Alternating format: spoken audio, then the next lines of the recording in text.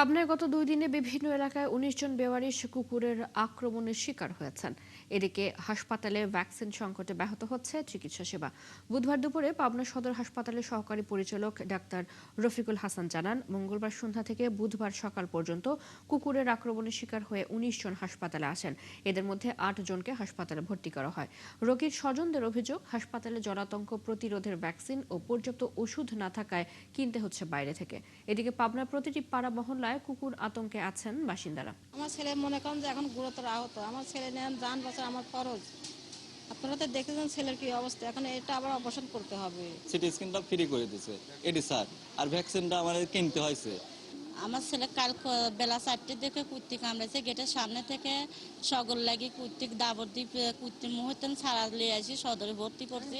Vaccine কুকুরকেও তো vaccine দেয়, তো এটা পৌরসভা থেকে দেখাটা উচিত। এবং সরকারি হাসপাতাল হিসাবে দেখেন এই ভ্যাকসিনগুলো তো মানে রোগীদের কেনার কথা না, এগুলো সরকারিভাবে দেওয়ার কথা।